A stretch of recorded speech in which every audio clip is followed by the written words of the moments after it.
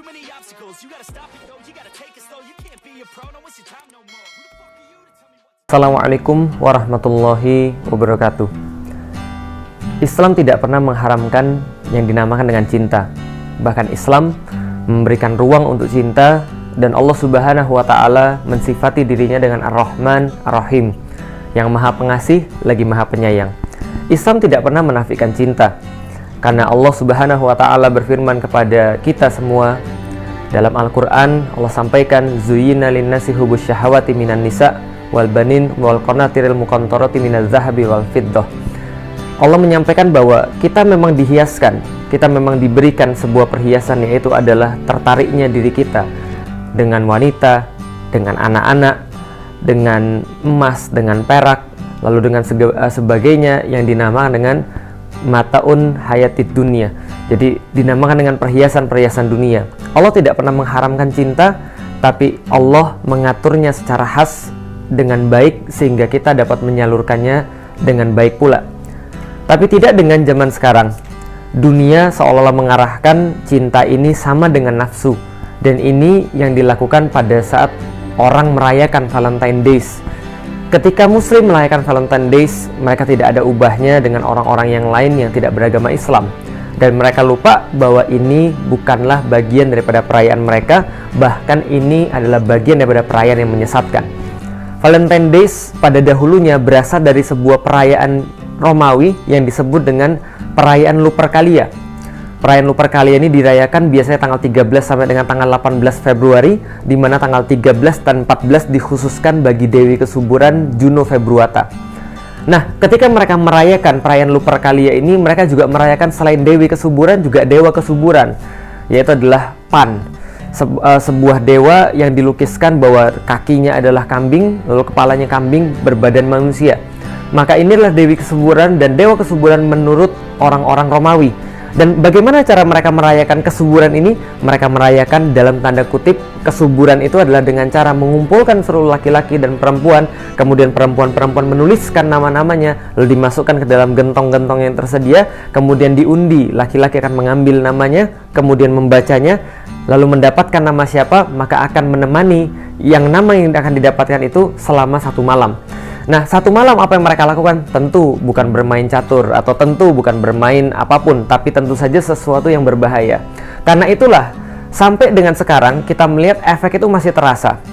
Ketika tahun 496, ketika Romawi mengambil agama Kristen sebagai agama negara, pada tahun 496 Paus Gelasius tidak bisa menahan perayaan Lupercalia yang sudah biasa dirayakan oleh orang-orang Romawi, maka dia meresmikan menjadi perayaan gereja. Namun pada tahun 1969 perayaan ini dianulir oleh gereja dan dianggap bukan bagian daripada tradisi gereja, karena mereka menyadari buruknya perayaan ini.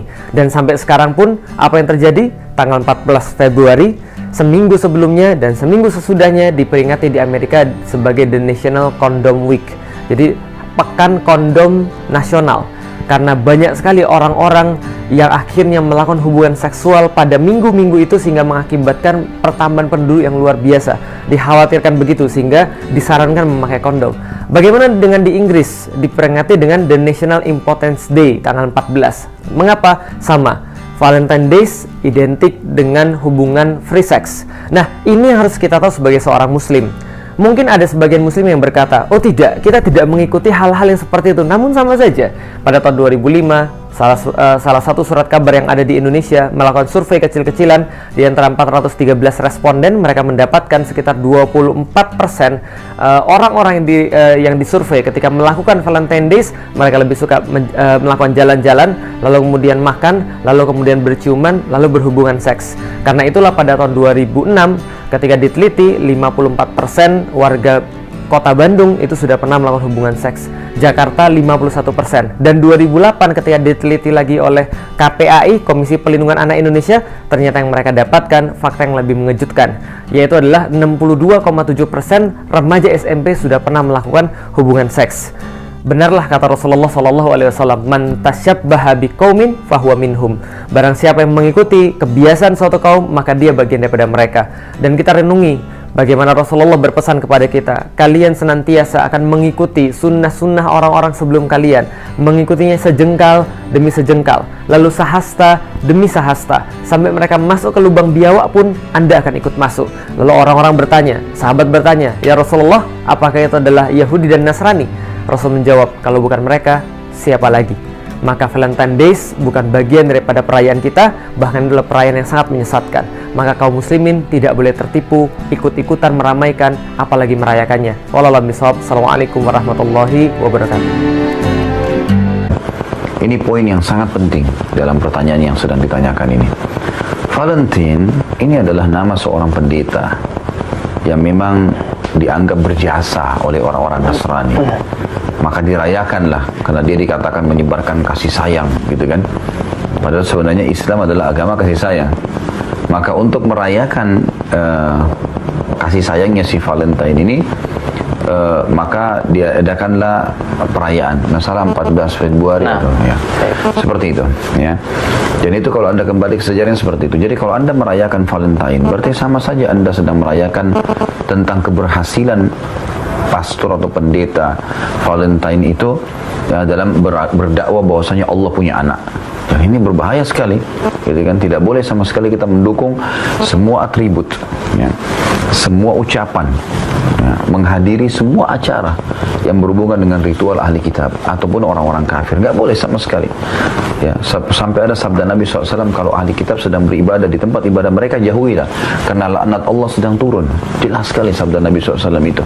Jadi memang tidak boleh sama sekali kita menghadiri atau merayakannya.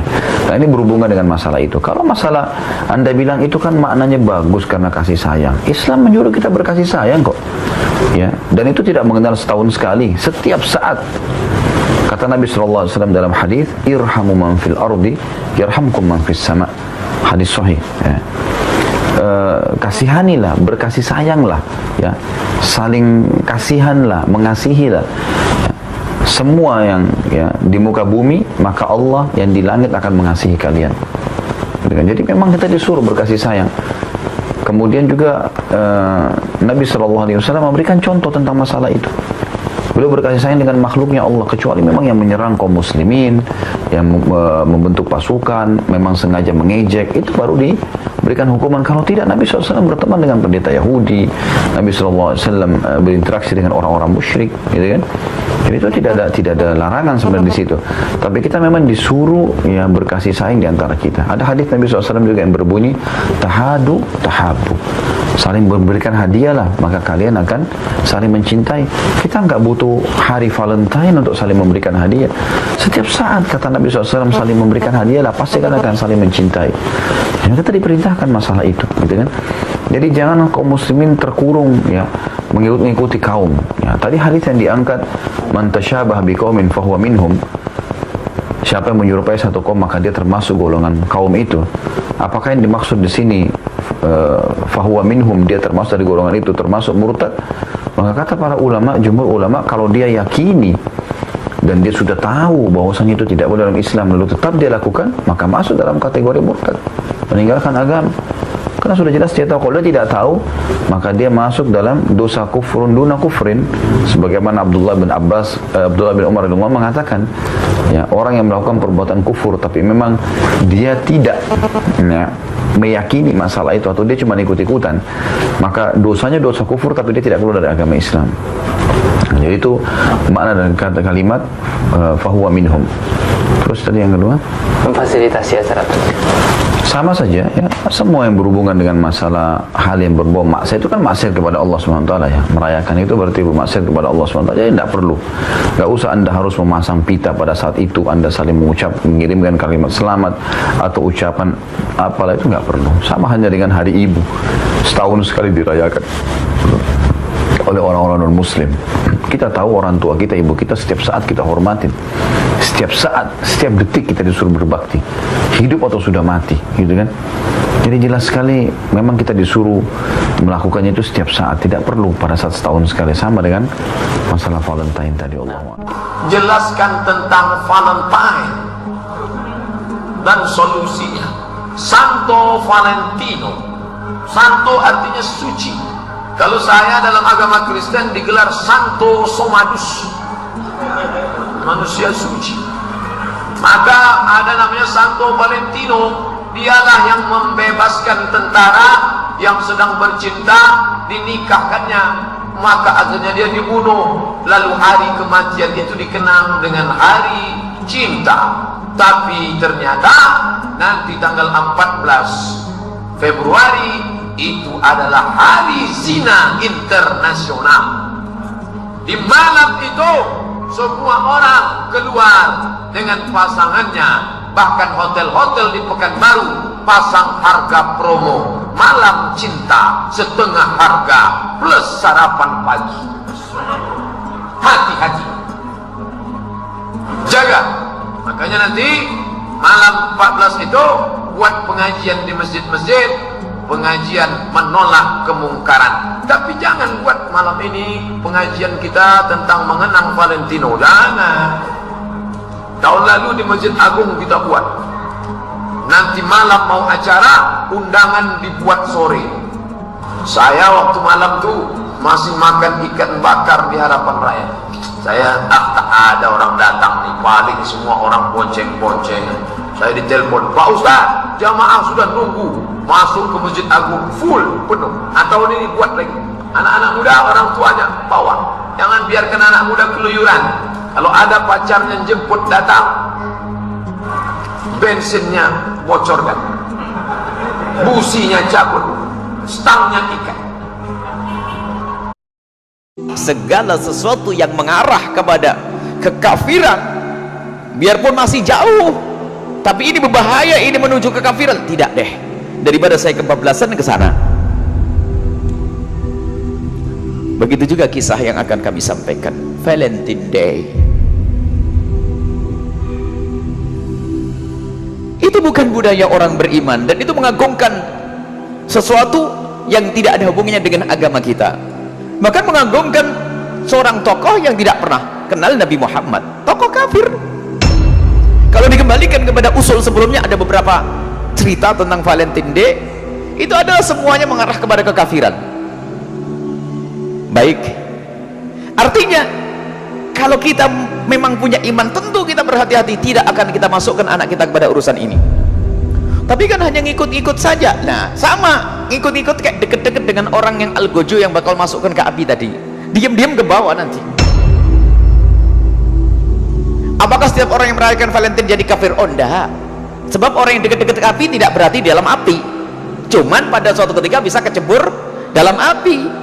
Tidak, akan taknya orang itu tidak sampai dikatakan kafir, akan tapi mengagungkan syiarnya orang kafir. Mungkin pergeseran nilai itu perlahan tiba-tiba apa? Keluar dari iman. Na'udzubillah.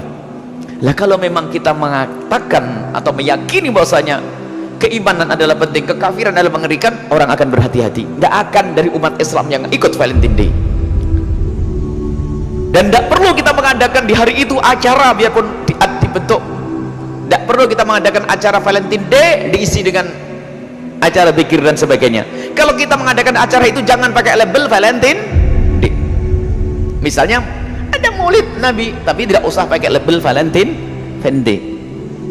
Baju pink nggak ada masalah dipakai hari ini dan seterusnya. Tidak apa-apa baju pink warna merah putih kuning hijau, tidak ada larangan dari Nabi SAW. Cuman tanggal 14 hentikan, baju pink disimpan supaya kita tidak mengagungkan syiarnya orang Valentine Day. Apa yang terjadi dalam Valentine Day? Pertama, mengagungkan budaya, bukan budaya kita. Mengagungkan orang yang tidak sujud dan tidak kenal Nabi Muhammad. Orang yang tidak sujud kepada Allah, tidak kenal Nabi Muhammad SAW. Kemudian lebih dari itu, kegiatan yang dilakukan umumnya seperti apa? Bagaimana sebuah hotel berani memberikan diskon 50% bagi pasang kekasih? Oh, maksudnya apa? Ngajari perzinaan dan begitu seterusnya. Ini adalah bukan budaya umat Nabi Muhammad SAW. Kalau anda punya iman, maka ketahuilah anda tidak akan rela diri anda, jangankan diri anda, tetangga anda pun tidak bakal rela anda. Karena apa? Ini akan masuk dalam api neraka. Ini hanya sekedar mengukuhkan, karena bahasan sudah kita bahas pada pertemuan yang lalu. Jangan sampai ada dari anak kita dikhawatirkan ada bangga dengan program tersebut, dengan acara ini, sehingga kebanggaannya bukan kepada Islam lagi, dicabut nyawanya hari itu, langsung di neraka jahanam selama-lamanya. Karena apa? Hatinya munafik dan itu kafir yang tersembunyi, biarpun hari tadi pagi dia sholat subuh. Kenapa? Kekagumannya. Tidak boleh kagum sama sekali dengan program Valentine Day.